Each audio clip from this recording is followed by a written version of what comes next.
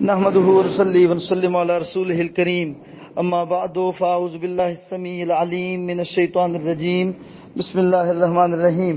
بھائی نے پوچھا ہے اگر کسی شخص کی عشاء کی نماز رہتی ہے تو کیا وہ شخص مسجد میں آ کے تراویح کے ساتھ عشاء کی نماز ادا کر سکتا ہے؟ جی بالکل ادا کر سکتا ہے بھائی۔ امام بخاری رحمۃ اللہ علیہ نے صحیح بخاری میں ایک باب باندھا ہے کہ اختلاف و نیت الامام، یعنی کہ میں اس کو اردو میں امام کی نیت اور مأموم کی نیت کہ جس کو امامت کروائی جا رہی ہے مقتدی کی نیت الگ الگ ہو سکتی ہے۔ اس میں پھر وہ مختلف روایتیں لے کے آئے ہیں، تو ہمارے بھی علم میں ہے کہ اس کے بارے میں بہت ساری روایات موجود ہیں۔ جیسے میں نے تھوڑی دیر پہلے ایک سوال کے جواب میں کہا کہ نبی صلی اللہ علیہ وسلم نے حضرت ابوبکر صدیق کو کہا اٹھ اور اپنے بھائی پہ صدقہ کر، عصر کی نماز انہوں نے ان کو پڑھائی۔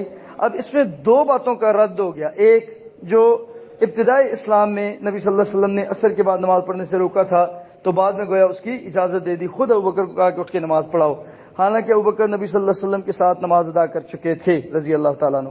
تو دوسری اس میں کیا دلیل ملی کہ ابوبکر صدیق رضی اللہ تعالیٰ عنہ کی نفل نماز تھی اور اس شخص کی فرض نماز تھی، امام کی نیت نفل والی اور مقتدی کی نیت فرض والی۔ اب لہٰذا اس سے کیا ثابت ہوا کہ امام اور مقتدی کی نیت الگ الگ ہو سکتی ہے، دونوں اپنی اپنی نیتوں کے مطابق اپنی نماز ادا کریں گے۔ مقتدی اپنی فرض نماز کی نیت کر لے گا، امام اپنی نفل نماز جو تراویح اس کی نیت کر کے پڑھائے گا، تو لہٰذا وہ اب باقی جو دو رکھتے ہیں وہ اپنے طور پہ پوری کر لے گا۔ دوسری بات یہ ہے کہ اب اس وقت ایک فتنہ چل رہا ہے، کچھ گروپس میں نے دیکھا ہے یہ چل رہا ہے کہ جی تراویح کے پیچھے فرض نماز نہیں ہوتی، کیوں؟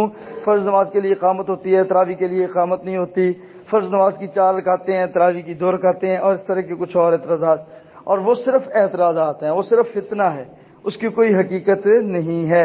بارک اللہ فیکم۔